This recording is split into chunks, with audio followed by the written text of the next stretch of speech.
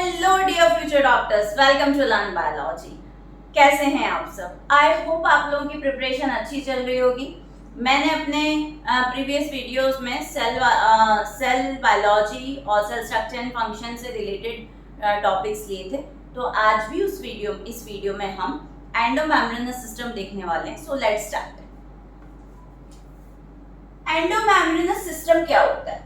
देखिए, हमने अब तक सुना है digestive system, respiratory system, circulatory system. तो क्या सेल में भी सिस्टम मिलते हैं? तो बोलना चाहिए जैसे बॉडी के अंदर स्टमक है, इंटेस्टाइन है, फिर आपका लिवर है, मिलकर के एक फंक्शन परफॉर्म करते हैं, वैसे सेल के अंदर भी कुछ ऑर्गेनल्स मिलकर के कुछ स्पेसिफिक फंक्शन को परफॉर्म करते हैं। और ये ऑर्गेनल्स जब आपस में मिलके कोई सिस्टम बनाते हैं तो आप उन्हें क्या कहते हो? Endomembranes system. अब ऐसे कौन से ऑर्गेनल्स होते हैं, ठीक है, क्या करते हैं, वो कौन सा फंक्शन कंप्लीट करते हैं, उसके बारे में देखते हैं। एंडोमेम्ब्रेनस सिस्टम में कहते हैं, endo means inside cytoplasm, inside cytoplasm. अब वहां पे मेम्ब्रेनस लिखा है, मींस इसका बात तो पक्की है कि आपके मेम्ब्रेनस ऑर्गेनल आएंगे, ठीक है, कौन से आएंगे वो भी देखते हैं। अब एंडोमेम्ब्रेनस सिस्टम में मुझे यहाँ पे पहले डिफाइन करने के लिए लिखना चाहिए कि each cell organelle is different in its structure and function.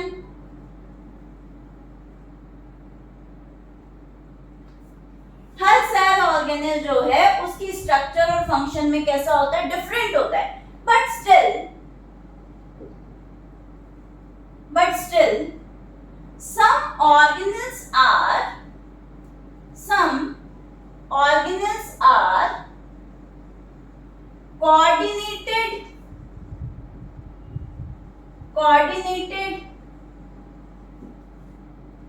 to do some specific function।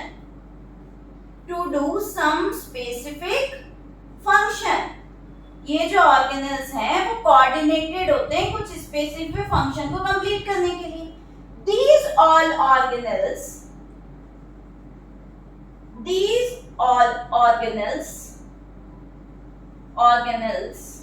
are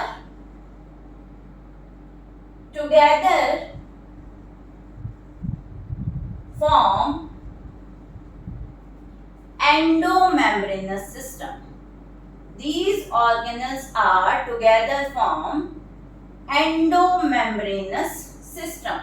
Means organelles सब डिफरेंट तो होते हैं स्ट्रक्चर फंक्शन में, पर उनको कोई काम करना होता है, इसलिए कुछ ऑर्गेनल्स मैंने लिखा है, but still some organelles are coordinated कुछ काम को करने के लिए, और उन सारे ऑर्गेनल्स को मिलाकर के हमने क्या कहा? एंडोमेम्ब्रेनस सिस्टम कहा, और उन्होंने मिलकर क्या बना दिया? Endomembranes system. अब इसमें कौन कौन आता है वो देखेंगे। एंडोमेम्ब्रेनस सिस्टम में जो ऑर्गेनल्स आते हैं वो है आपका ER means endoplasmic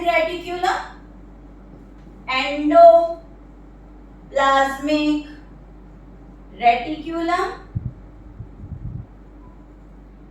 Golgi body,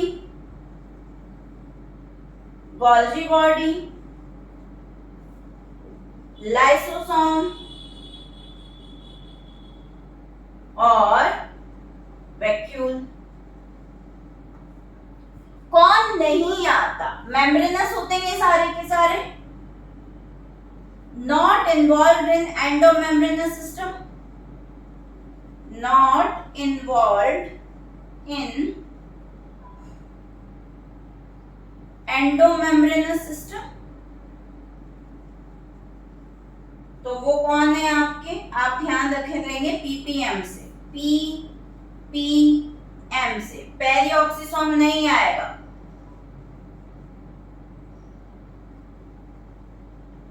ठीक है। उसके बाद लास्टेड नहीं आएगा, उसके बाद माइटोकॉन्ड्रिया नहीं आएगा, ठीक है। ये सब नहीं आएंगे। डबल मेम्ब्रेनस ऑर्गेनल नहीं आ रहे। माइक्रोबॉडीज में पेरिऑक्सिसोम नहीं मतलब माइक्रोबॉडीज नहीं आएंगी। मैंने यहाँ पे जस्ट एग्जांपल के फॉर्म में पेरिऑक्सिसोम लिख दिया, ठीक है। आएगा कौन, वो याद रखना है आपको, ईआर आएगा, Golgi body, lysosome and vacuole. अब आपके दिमाग में आ रहा होगा कि ये मिलकर के फंक्शन क्या करते हैं और कैसे करते हैं, तो इस बात को ऐसे समझो। ईआर जो भी चीजें बनाता है, ठीक है, जो भी स्ट्रक्चर बना रहा है या जो भी कंपाउंड बना रहा है, बायोकेमिकल सब्सटेंस बना रहा है, वो किसके पास जाता है, गोल्जी बॉडी के पास। गोल्जी बॉडी से फिर लाइसोसोम और वैक्यूल बनते हैं। इस तरीके से ये सारे ऑर्गेनल्स जो होते हैं वो क्या होते हैं, कोऑर्डिनेटेड होते हैं। ईआर ने कुछ बनाया, गोल्जी बॉडी के पास किया, देन गोल्जी बॉडी ने लाइसोसोम और वैक्यूल का फॉर्मेशन किया। और भी चीजें हैं जिन्हें हम अभी स्टेप बाय स्टेप देखेंगे। मैं इस सीक्वेंस में पहले क्या बता रही हूँ आपको, endoplasmic reticulum. So let's start. Endoplasmic reticulum. बच्चों, जब आप एंडोप्लाज्मिक रेटिकुलम के बारे में बात कर रहे हैं तो जैसा कि शब्द बता रहे हैं, अभी अभी बताया, endo means inside, reticulum means network, ठीक है। एंडोप्लाज्मिक रेटिकुलम मीन्स सेल के साइटोप्लाज्म में। ईआर या एंडोप्लाज्मिक रेटिक्यूलम ये ऐसा ऑर्गेनल है बच्चों, ठीक है, इलेक्ट्रॉन माइक्रोस्कोप की हेल्प से इसकी स्टडी पॉसिबल हो पाई। किसकी हेल्प से, इलेक्ट्रॉन माइक्रोस्कोपी की हेल्प से इसकी स्टडी पॉसिबल हो पाई, ठीक है। इसके बारे में भी जैसा भी एक्सप्लेन कर रही थी, वर्ड टू वर्ड और बात करेंगे। उसको डिस्कवर किसने करा तो समझेंगे, डिस्कवर्ड बाय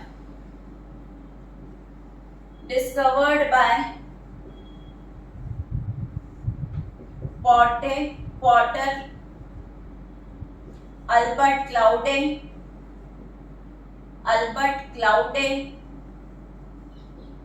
और फ्लूम। ये से इनके कोऑर्डिनेशन से आपका ईआर डिस्कवर हुआ था। पर आपसे एक पूछा जाए तो क्या मार्क करोगे, पॉटर। क्या मार्क करेंगे, पॉटर ने डिस्कवर करा। अब देखें, एंडोप्लाज्मिक रेटिकुलम शब्द पे जाते हैं। एंडो मीन्स इनसाइड, प्लाज्मा हो गया, साइटोप्लाज्म हो गया, inside cytoplasm, reticulum network like. Reticulum का मतलब होता है नेटवर्क। सेल के साइटोप्लाज्म में जो नेटवर्क लाइक स्ट्रक्चर मिलती है, ठीक है, नेटवर्क लाइक स्ट्रक्चर मिलती है, उसे आपने कहा एंडोप्लाज्मिक रेटिकुलम, ठीक है। नेटवर्क किसका होता है, टाइनी ट्यूब्यूल्स का नेटवर्क होता है, ठीक है। व्हाट इज दिस, हमने कहा network of tiny tubules, okay. Endoplasmic reticulum को आप इलेक्ट्रॉन माइक्रोस्कोपी की हेल्प से ही देख सकते हो या स्टडी कर सकते हो। दूसरा, एंडोप्लाज्मिक रेटिकुलम को डिस्कवर किया था पॉटर, क्लाउडे और फ्लूम ने। हमको ध्यान रखना है पॉटर का नाम। देन एंडोप्लाज्मिक रेटिकुलम होता क्या है, सेल के साइटोप्लाज्म में मिलने वाला आपका नेटवर्क लाइक स्ट्रक्चर जो छोटी छोटी ट्यूब्यूल से मिलकर के बना होता है, वो आपका क्या है, एंडोप्लाज्मिक रेटिकुलम। अब देखेंगे बच्चे, एंडोप्लाज्मिक रेटिकुलम होता कहाँ पे है, कैसे फंक्शन करता है, ठीक है, किस तरीके से उसकी पोजीशन होती है, कैसे अरेंज होता है, वो देखेंगे बच्चे। आपके पास ये एक सेल है,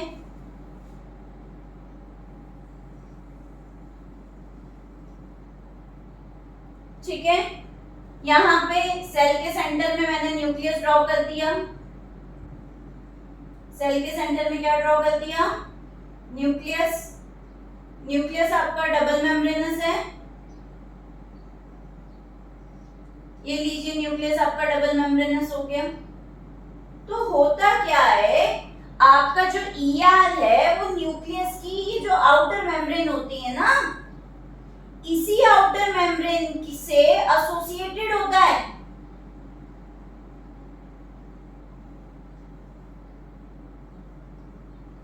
ऐसे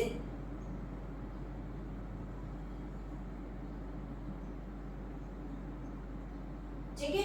फिर यहां पे भी आप कह सकते हो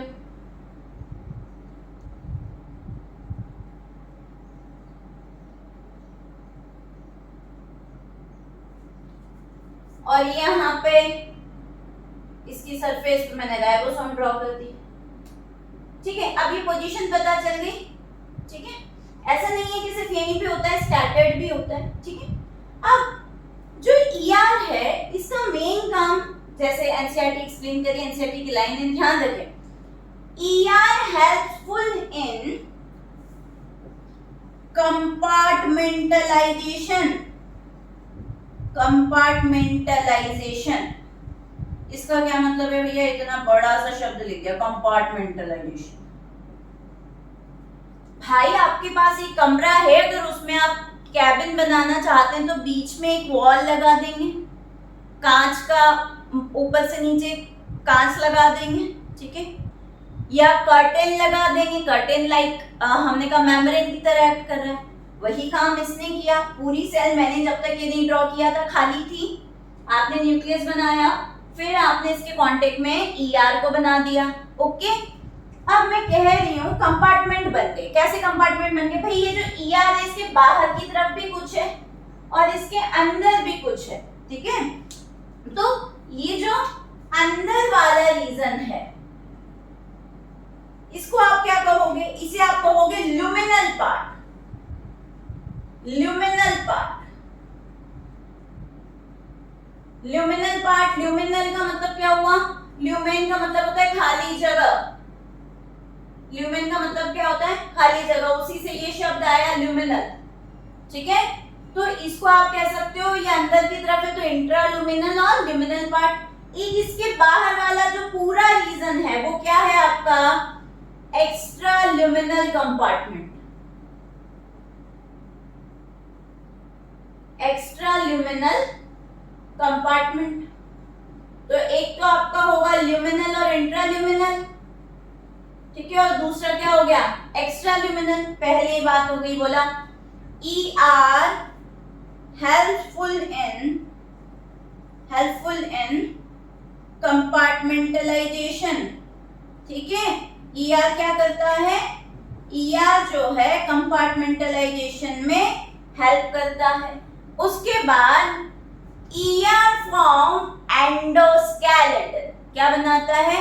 एंडोस्केलेटन। बेटा स्केलेटन का मतलब क्या होता है? जैसे हमारी बॉडी के अंदर बोन्स का नेटवर्क है। किसका नेटवर्क है? बोन्स का नेटवर्क है। बॉडी के अंदर फ्रेम किसका बना हुआ है? बोन्स का फ्रेम बना हुआ है, स्केलेटन सिस्टम। तो मैंने बोला ER जो है सेल के अंदर एंडोस्केलेटन बनाता है, मतलब सेल के अंदर जो पूरा फ्रेमवर्क है वो किसने किया? ER ने। ठीक है, तो it forms endoskeleton of the cell, क्योंकि सेल के पूरा साइटोप्लाज्म में बिखरा हुआ है, नेटवर्क बना रहा है पूरा। ठीक है, तो आपने क्या कहा? ER form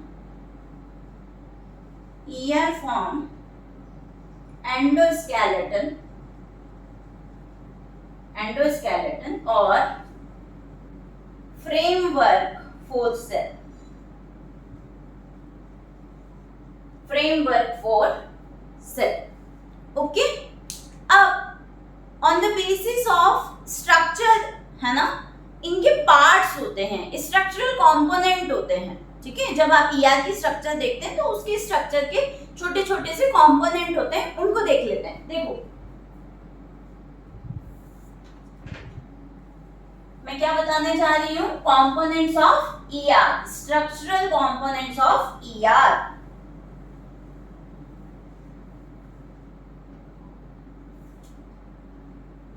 structural components of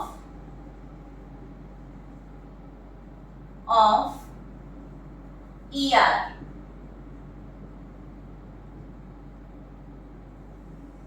देखें, पहला जो है वो सिस्टर्नी, देन आपका ट्यूब्यूल्स, देन आपका वेसिकल्स और वेसाइकल। ठीक है, अब देखेंगे बच्चे,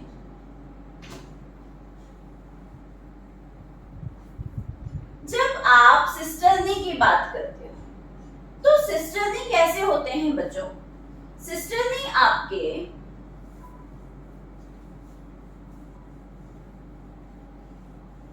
ट्यूब्यूल्स हैं जो कि स्टैक बना रहे हैं, ठीक है, और वो फ्लैट हैं। वो कैसे हैं? फ्लैट हैं। देखो जरा, ये स्ट्रक्चर है, ये सिस्टर्नी कुछ ऐसे प्रेजेंट होते हैं, ऐसे प्रेजेंट होते हैं, ऐसे प्रेजेंट।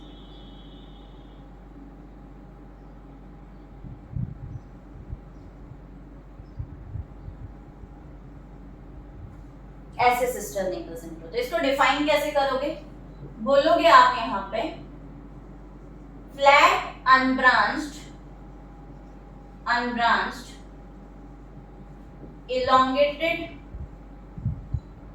elongated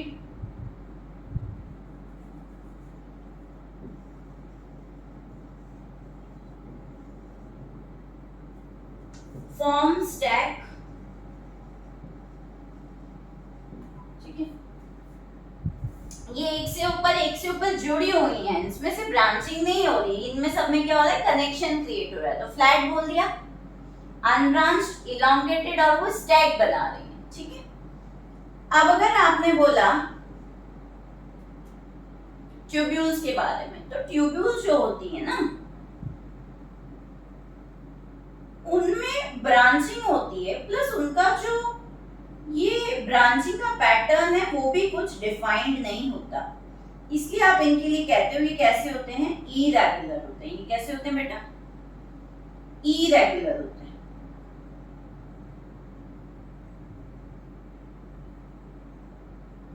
ठीक है, तो इनके लिए क्या बोलोगे?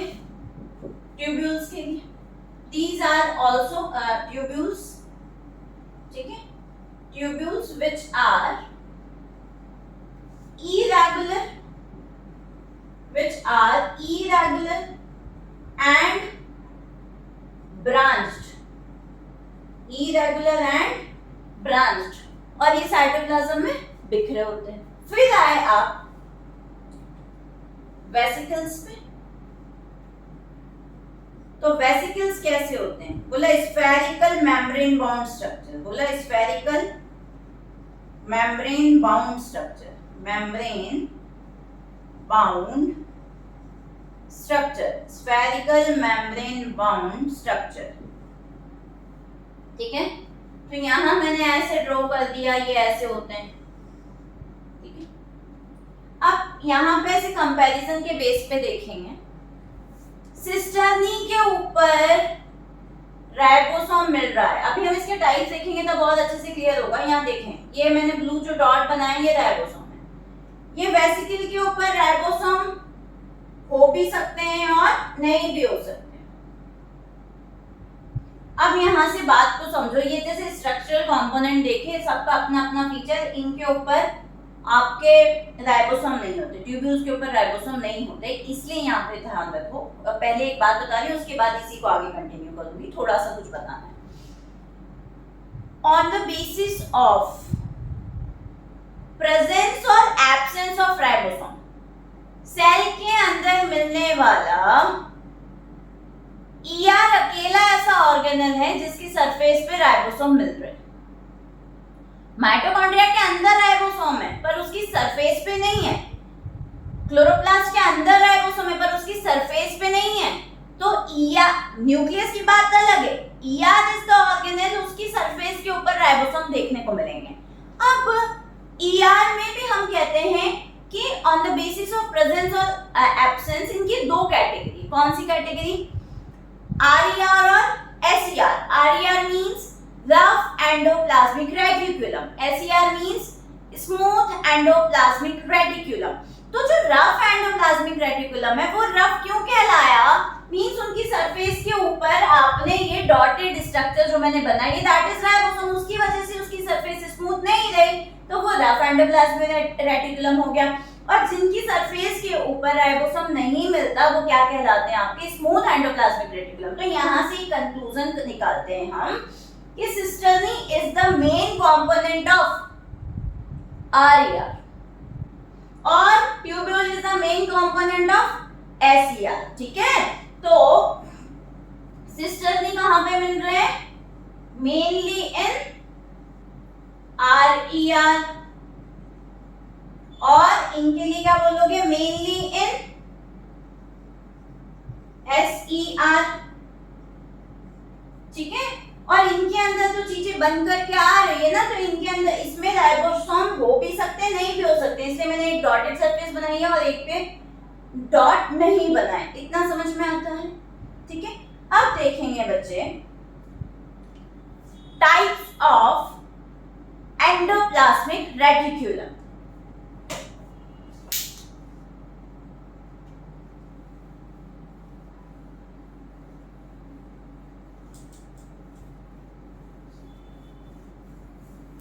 जब आप टाइप्स ऑफ एंडोप्लाज्मिक रेटिकुलम की बात करते हैं तो अभी अभी मैंने आपको बताया कि आपका एक तो RER होता है और एक SER होता है। एक क्या होता है? RER और एक SER। आइए जरा टाइप्स ऑफ ER, ठीक है। तो एक आपका हो गया RER और दूसरा क्या हो गया? SER। RER rough endoplasmic reticulum,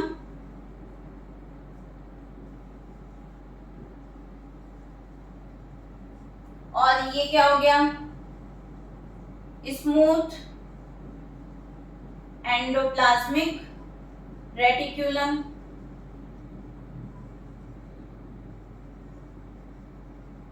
ठीक है। RER बोला क्या? इनके ऊपर राइबोसोम प्रेजेंट है। राइबोसोम क्या होंगे? प्रेजेंट होंगे। इनके ऊपर राइबोसोम एब्सेंट होंगे, इसीलिए इनकी सरफेस कैसी हो गई? स्मूथ हो गई। फिर अब आप ध्यान रखेंगे इनके ऊपर राइबोसोम इसलिए मिलते हैं because they have a specific adhering protein on their surface. उसे आप कहते हो, सपोज दैट ये एक स्ट्रक्चर है, अब इसके ऊपर कुछ होल्ड करने के लिए है जिसपे के ऊपर में कुछ स्टिक कर दूं तो स्टिक होगा, अदरवाइज नहीं होगा। तो जो RER है they have some specific protein on their surface, ठीक है, टू अटैच राइबोसोम। उसी क्या कहा जाता है? राइबोफोरिन। तो आपने कहा दे हैव राइबोफोरिन, इनके पास क्या प्रेजेंट होता है? राइबोफोरिन प्रोटीन प्रेजेंट होता है, ठीक है। राइबो मतलब राइबोसोम, फोर मतलब टू बेयर समथिंग, ऐसी स्ट्रक्चर जो राइबोसोम को बेयर करके रखे, दैट इज राइबोफोरिन, ठीक है। तो दे हैव राइबोफोरिन और they do not have ribophorin, ठीक है। अब बात कर लेते हैं कि RER मेनली कहां पे मिलता है, SER मेनली कहां पे मिलता है, ठीक है। तो RER जो है वो न्यूक्लियर मेम्ब्रेन से एसोसिएटेड होकर के ज्यादा मिलता है, उसके कांटेक्ट में प्रेजेंट होता है, जबकि SER आपका स्कैटर्ड फॉर्म में भी देखने को मिलता है, ठीक है। अब यहां देखेंगे फाउंड इन RER कहां मिल रहा है? Found in cells which are involved in NCERT की लाइन है बेटा, ये ध्यान रखेंगे, it is very very important, NCERT की लाइन है। Found in cells which are involved in active formation and secretion of protein, active formation and secretion of protein। कहाँ मिलेंगे ऐसे सेल्स में जो प्रोटीन का बहुत ज्यादा फॉर्मेशन करें, सीक्रेशन करते हैं, उसमें मिलेंगे। अब आप पूछेंगे तो ऐसा हमको क्या पता, ठीक है। तो आप ध्यान रखेंगे मेनली जैसे मैंने कहा पैनक्रिएटिक सेल्स में, पैनक्रियास की सेल्स में, ठीक है, पैनक्रिएटिक सेल्स बोला क्यों? आपको पता है पैनक्रियास से पैनक्रिएटिक जूस मिलता है और उसमें नंबर ऑफ एंजाइम मिलते हैं। एंजाइम क्या होते हैं? प्रोटीन होते हैं, ठीक है। तो पैंक्रियाटिक सेल्स में आपको देखने को मिलेगा, ठीक है। उसके बाद आप बोल सकते हो लिवर सेल्स। लिवर आपकी बॉडी का लार्जेस्ट केमिकल फैक्ट्री है, उनके यहाँ पे भी आपको क्या देखने को मिलेगा, आरईआर देखने को मिलता है, ठीक है। तो जहां पे एंजाइम्स का सीक्रेशन ज्यादा हो रहा है उस केस में आपके आरईआर जो हैं एक्टिवली देखने को मिलेंगे। क्यों? क्योंकि एंजाइम्स जो होते हैं वो क्या करते हैं, आपका प्रोटीन सिंथेसिस करने का, आरईआर जो होते हैं वो आपके क्या करते हैं, उनकी सरफेस पे राइबोसोम मिलते हैं, तो वो राइबोसोम प्रोटीन सिंथेसिस करने का काम करते हैं। इसलिए अपन ये कह सकते हैं कि जो एक्टिव प्रोटीन सिंथेसाइज कर रहे हैं उन सेल्स में ये देखने को मिलेगा। फिर आप देखेंगे एसईआर। तो एसईआर फाउंड इन सेल्स,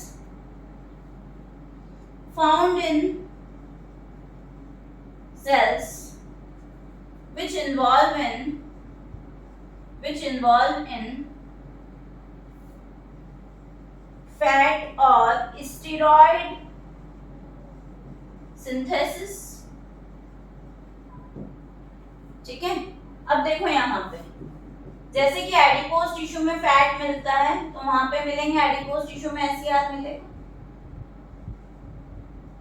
उसके बाद आप ध्यान रखें कि आपकी जो एड्रिनल ग्लैंड है, एड्रिनल ग्लैंड जो है उस एड्रिनल ग्लैंड के कॉर्टेक्स पार्ट में, why I am mentioning cortex only, सुने, आपकी एड्रिनल ग्लैंड जो होती है उसके कॉर्टेक्स पार्ट से जो हार्मोन रिलीज होते हैं वो नेचर में फैट होते हैं, स्टेरॉइड्स होते हैं। जैसे कि मिनरलोकॉर्टिकॉइड में एल्डोस्टेरॉन आ गया, ग्लूकोकॉर्टिकॉइड में कॉर्टिसोल आ गया, तो वहां पे भी आपका ये ज्यादा देखने को मिलेगा। उसके बाद गोनाड्स, टेस्टिस और ओवरी से जो सेक्स हार्मोन रिलीज होते हैं वो कैसे होते हैं, वो आपके नेचर में फैट होते हैं, ओके। देन आपने बोला लिवर, ठीक है। लिवर तो आपका लार्जेस्ट केमिकल फैक्ट्री है, बायोकेमिकल फैक्ट्री, उसमें बहुत सारे फंक्शन होते हैं, तो वहां पे भी ये देखने को मिलेगा। अब यहाँ पे कुछ बातें ध्यान रखें, आरईआर और एसईआर कुछ स्पेसिफिक जगह पे मॉडिफाई होकर के कुछ स्पेसिफिक फंक्शन करने का काम कर रहे हैं। अगर आपसे पूछा जाए सार्कोप्लाज्मिक रेटिकुलम क्या है, तो सार्कोप्लाज्मिक रेटिकुलम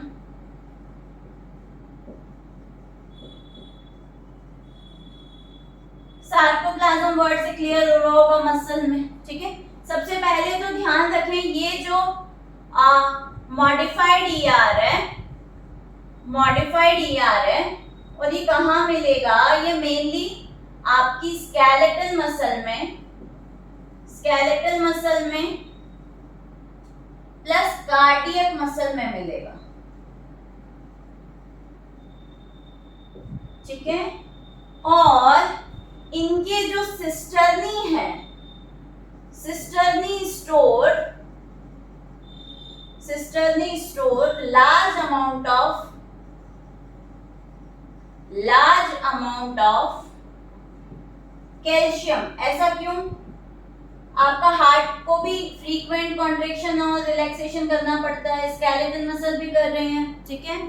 तो जब कभी भी मसल कॉन्ट्रैक्शन का काम होता है तो कैल्शियम की बहुत नीड होती है, तो इसलिए वो लार्ज अमाउंट में कैल्शियम को स्टोर करके रखा है। तो हम यहाँ पे ये नहीं कह रहे कि लार्ज प्रोटीन बना रहा है या फैट बना रहा है, हमने कहा वहां पे कैल्शियम को वो स्टोर करने के लिए मॉडिफाई हो गया, और ऐसा जो ईआर है वो आपका क्या कहलाया, सार्कोप्लाज्मिक रेटिकुलम। उसके अलावा एक और मॉडिफाइड है जिसे हम कहते हैं निसल ग्रेन्यूल, ठीक है। तो निसल ग्रेन्यूल को आप ध्यान रखोगे बच्चों, ये कहाँ पे मिल रहा है, निसल ग्रेन्यूल आपको देखने को मिलेगा आपका जो नर्व सेल होती है, साइटोन वाला जो पार्ट होता है, नर्व सेल में साइटोन वाले रीजन में मिलेगा। और निसल ग्रेन्यूल जो है वो एक तरह के आरईआर होते हैं। क्या होते हैं? एक तरह के आरईआर होते हैं। आई होप मेरे बच्चों को, मेरे भावी चिकित्सकों को मेरी बात समझ में आ रही होगी। यहीं से बहुत सारे फंक्शन क्लियर हो रहे हैं, बट फिर भी लास्ट में मैं इन फंक्शंस को एनसीईआरटी के पॉइंट्स को इंक्लूड करते हुए समराइज कर रही हूँ। सो फटाफट से यहाँ पे देख लेंगे बच्चे।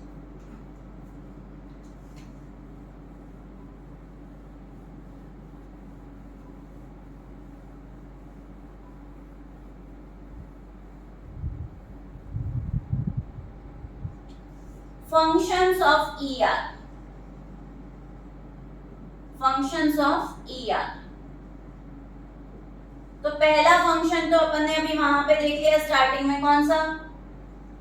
कंपार्टमेंट बनाता है, फॉर्म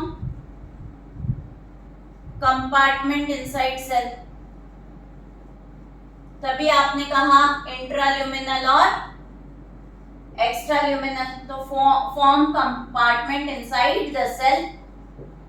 उसके बाद आपने कहा फ्रेमवर्क बना रहे हैं, फ्रेमवर्क ऑफ सेल या एंडोस्केलेटन। उसके बाद आप ये कहोगे, जैसे मैंने आरईआर बोला, तो सिंथेसाइज प्रोटीन, सिंथेसाइज प्रोटीन। फिर आप ये बोलोगे एसईआर, एसईआर तो आप बोलोगे सिंथेसाइज प्रोटीन और fat, sorry synthesize fat oblique lipid oblique steroids. Okay, उसके बाद अभी गोनाड्स में बताया ना जो सेक्स हार्मोन्स होते हैं, ठीक है, तो वहां पे ज्यादा देखने को मिलेगा। उसके बाद आप क्या करेंगे? Form raw material for Golgi body, form raw material for Golgi body, material for Golgi body. इसका क्या मतलब है? क्योंकि आप क्या पढ़ रहे, एंडोमेम्ब्रेनस सिस्टम में ही इसको पढ़ रहे हो ना। Form raw material for Golgi body, ये जो भी बना रहा है वो गोल्जी बॉडी के पास जाएगा और फिर वही गोल्जी बॉडी बाद में पैकेजिंग, सिंथेसाइजिंग एंड सीक्रेशन करने का काम करेगा। ओके, नेक्स्ट आएंगे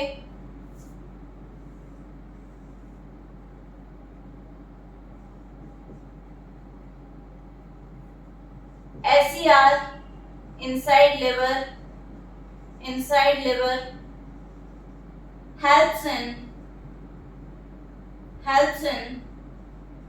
detoxification, helps in detoxification। क्या कहा आपसे? स्मूथ एंडोप्लाज्मिक रेटिकुलम जब आपका किसमें मिलता है?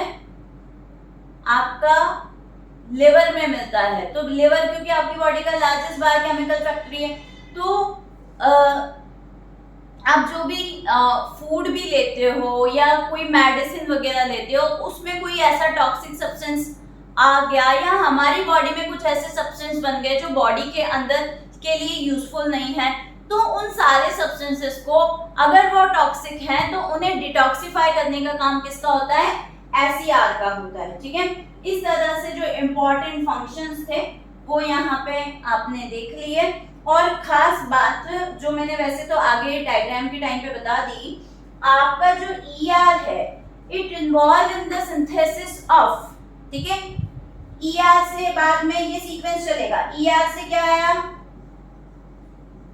गोल्जी बॉडी, ठीक है, गोल्जी बॉडी से फिर हमने बोल दिया लाइसोसोम और फिर यहीं पे वैक्यूल। दूसरा ये भी मैंने आपको डायग्राम में बताया कि आपका जो ईआर है, ठीक है, वो ईआर न्यूक्लियर मेम्ब्रेन से एसोसिएटेड होता है। तो इस बात को ध्यान रखें at the time of cell division. तो सेल डिवीजन में एक फेज आता है, आपको पता है सेल डिवीजन में एक तो प्रिपरेशन फेज होती है, आई फेज, और एक होती है डिवीजन फेज, एम फेज, जिसमें आता है प्रोफेज, मेटाफेज, एनाफेज और टीलोफेज। तो टीलोफेज वाली फेज में जब वापस से आपका न्यूक्लियस का अपीयरेंस दिखाई देने, अपीयरेंस होने लग जाता है, वहां पे न्यूक्लियस पहले तो सब डिसअपीयर हो जाते हैं, फिर रीअपीयर होते हैं। तो न्यूक्लियर मेम्ब्रेन को बनाने का काम किसने किया? आपका एंडोप्लाज्मिक रेटिकुलम ने किया। तो आप इस बात को ध्यान रखेंगे, ER form nuclear membrane at the time of cell division during telophase. ठीक है, तो यहाँ पे भी ध्यान रखेंगे ER form nuclear membrane nuclear membrane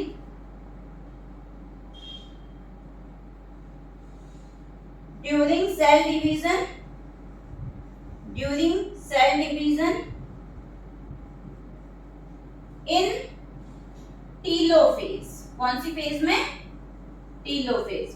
ठीक है, तो it is all about endoplasmic reticulum. Endomembranous system का जो दूसरा पार्ट है दैट इज गोल्जी कॉम्प्लेक्स और गोल्जी बॉडी, उसको will discuss in next video.